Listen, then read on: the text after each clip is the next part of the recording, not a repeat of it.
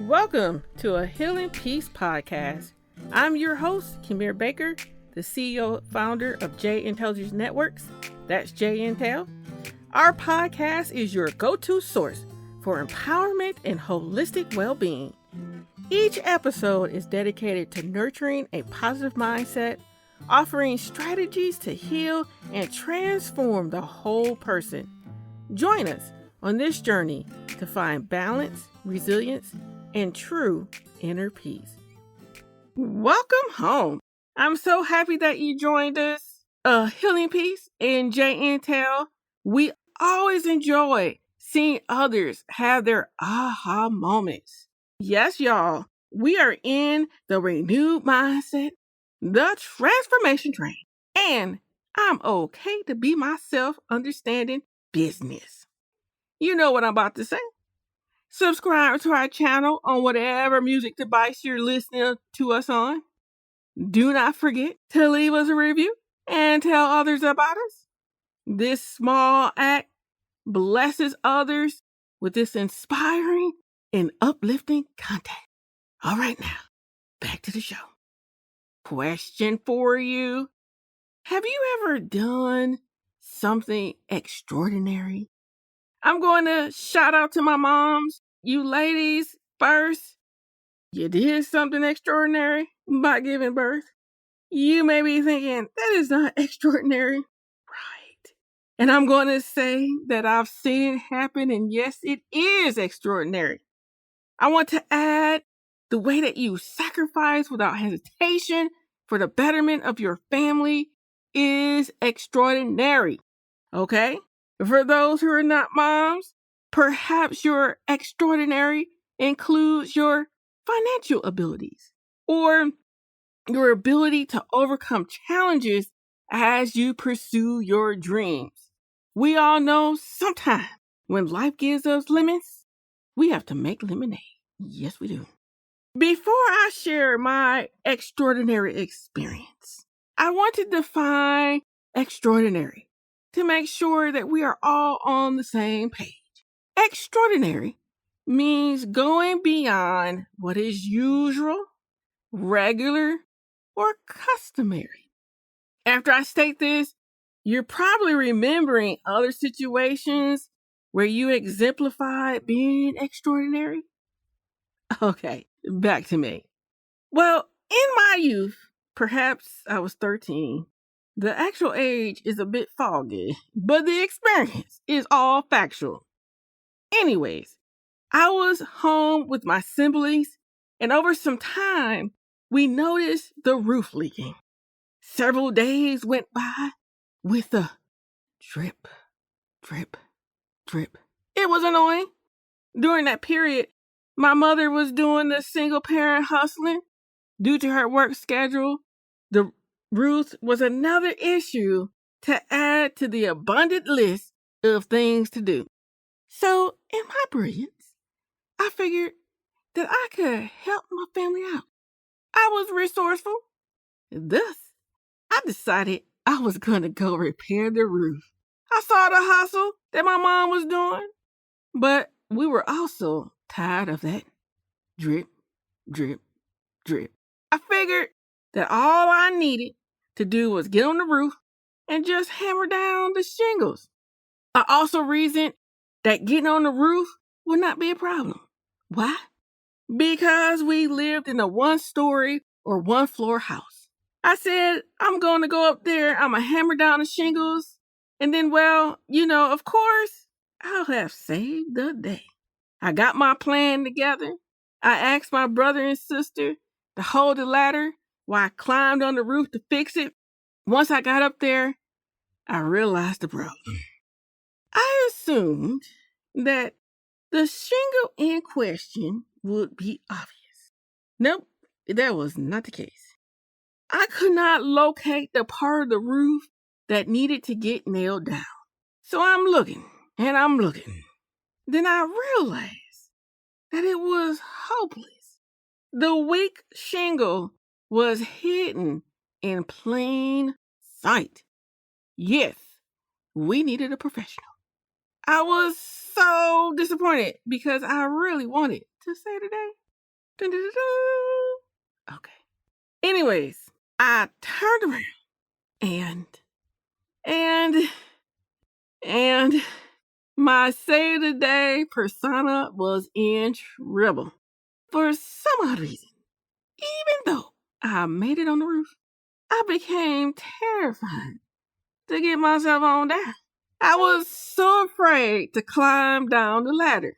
You know those moments where people say, do not look down? Yeah, unfortunately, I had no choice but to look down because I didn't want to miss the ladder. Do you feel like you're stuck in a rut and can't seem to move forward? If so, you're not alone. Millions of people struggle with emotional and health challenges every year. However, we believe that everyone deserves to live a happy and fulfilling life, and we are here to help you get there. JINTEL, J&Tel, now offers coaching services. Receive these benefits when you book a session. Increase self-awareness, improve communication skills, increase confidence, reduce stress, and improve relationships. If you're ready to take the next step, please go to jintel.org/services to book a free consultation. Now, my brother and my sister at this point looked baffled. They were like, what do you mean you can't get down? You got yourself up there. Turn around and come down. So I turned. I lift my foot off the roof, trying to find a ladder. But then I panicked. I turned right back around and I said, I cannot do it. Thus, my extraordinary moment became one fueled with fear and uncertainty. Basically, I lacked courage. After seeing me turn around so quickly, my sister asked, well, what do you want me to do? I said, well, I'm not going to make it down. Then she said, maybe I should call the police. Maybe they can send someone to help you down. I said, hey, go for it. Call them. Let's try, because I need to get down and it stop happening. So my sister, she proceeds to call the police. She explained that I was on the roof. They asked her, well, how did she get up there? She responded by saying she climbed up the ladder. The police said if she got herself up there, she can get herself down. I was furious by this response. I just couldn't believe it. What happened to protect and serve the people? My sister and my brother looked up once more and said, you need to figure something out and just come down. And I was like, I can't do it. And my sister said, you don't want to stay up there all night, and it looks like it's about to rain. You might want to get yourself on down. I said, fine, hold the ladder. I turned around once more and fished for the ladder with my foot. This time, I found the step and began to climb down.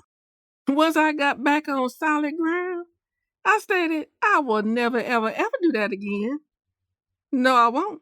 My sister just walked away, shaking her head.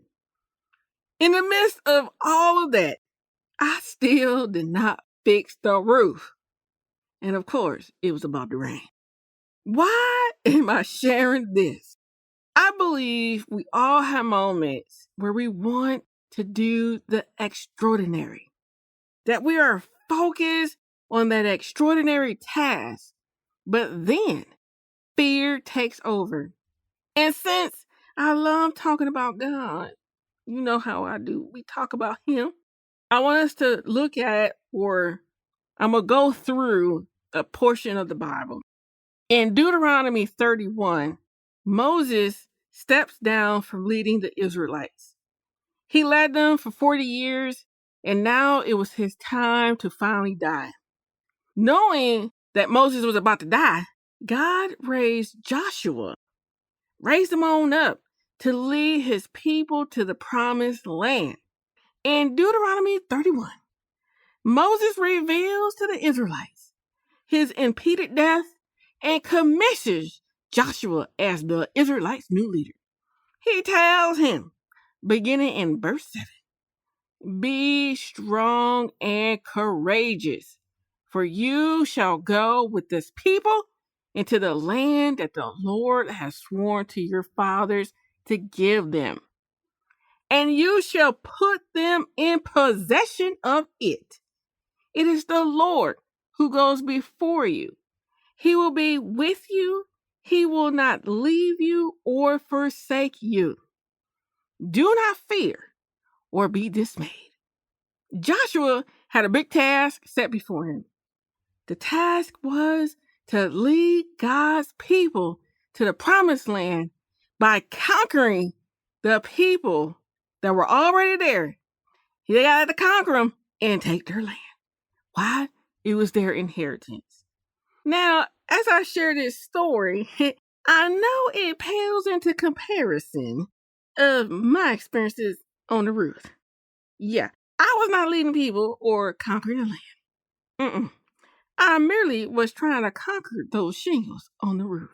However, before God sent Joshua on his journey, he repeatedly, through Moses, told him to be strong and courageous. God understood the complexities of his soon-to-be journey. I wish I would have heard that before climbing on that roof. Yes, I did. I digress. While God is encouraging Joshua, he also expressed promises to Joshua. Did you catch that when I was reading? I might have read too fast, but I'm going to recap for you.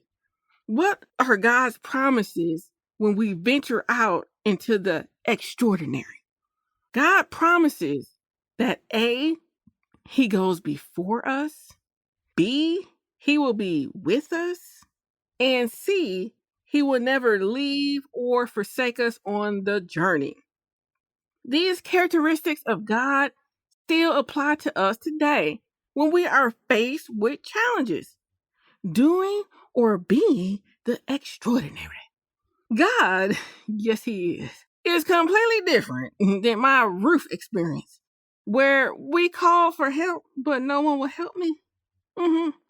God is not like this.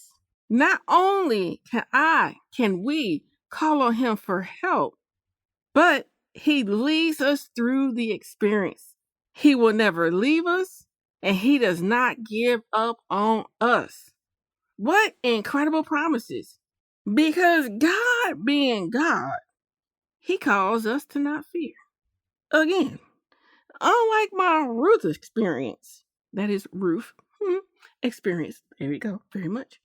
I panicked, filled with fear. Do you know why I panicked? I'm going to share some light. I'm going to be honest, be transparent right now. I panicked because I realized that the ground and the roof were far apart. I focused on the distance and not the tool to get me down. How many times have you experienced something similar? You begin to do the extraordinary, being of good courage, but then you understand the odds or obstacles in the way. You focus on the odds, which lead to fear instead of focusing on the outcome of the extraordinary. For me, eventually, I did get down, but I needed to feel the ladder beneath me to know that I would not fall. As we pursue being of good courage, we must respond likewise, not looking for the ladder, rather looking for and trusting in God to the point of overcoming our fears. You see, he's the one holding the ladder, letting us know that it's safe to continue on our journey. He is the one saying, "Girl, I got you." You may be wondering, how can you be of good courage as you continue your journey? I'm going to tell you now. I'm going to tell you about recapping the principles in this incredible passage. The first step in being of good courage occurs by knowing that God is cheering or affirming you. God wants you to be successful. God's declaration to Joshua before he started his journey was, be strong and courageous. He tells him up front, this is not going to be easy, but I believe in you and I want you to be strong and courageous. Second, as you take your journey, know that the creator of the world clears a path for you. He will lead you through the obstacles. Yes, he will. Third, know that God is always with you and will never leave you. Fourth, allow your trust and security to be in God so that you do not fear. These 4 steps are essential for us to be of good courage. I do not know if you notice in these steps that most of the work happening to make sure that you are of good courage, to make sure that I am of good courage, is being done by God. He is working on our behalf. We just need to lean into him and rest assured that we will be equipped to do the extraordinary. Now, for those who are listening, you're probably like, okay, yeah, I got you. God is all good. But you know what? I need just a little bit more than this. I need something that's a little bit more tangible, something that I can apply to my life to make this work. I got you. But girl, really, I need something else. I hear you. All right, I hear you. And for those who've been listening to us for a while, you know what we're going to do next week. I'm going to have someone on the show, and they are going to shed more insight. Yes, I have a great friend coming, and she's going to share about her journey of being strong and courageous. And I'll definitely want you to come back. She's incredible. And I know that the things that she will share will provide more insight, more steps, more to what I just said about God and us being more courageous. But I am getting kind of a little sentimental, and I'm thinking, all right. I don't want you to leave feeling like, why you leave me hanging like that? I gotta wait till next week. Give me a little something more. Okay, I'm gonna give you a little something more. That is, I have 2 tools or tips that will help you to be courageous. Remember how I stated that my fear came due to me focusing on the odds or obstacles instead of doing or being extraordinary? Thus, tool or tip number 1 is to wake up daily, envisioning yourself completing the extraordinary. For instance, you may want a promotion, but your boss does not want to promote you. Therefore, vision yourself having a better relationship with your boss, seeing yourself in the new position, and thinking through what your daily task will be in the new position and how would you handle them. By doing this daily, you are no longer focused on your fears or obstacles. Instead, and I'm going to say instead, you're living in a space of opportunity, a space of the extraordinary. The second tip is to envision yourself in the palm of God's hand. I had to do this 2 summers ago. I became so focused on the obstacles that I had to remind myself that God was holding me. Imagine that when you are focused on your obstacles, that you're on the edge of God's palms, like you're on the tip of his fingers, you're on the side of his palm, and you're about to fall off. Then vision yourself walking to the center of his palm. Once you're at the center, sit down in his palm. When a new situation arises, visualize yourself sitting in the palm of his hand. It's like you're in a hammock, but not falling over.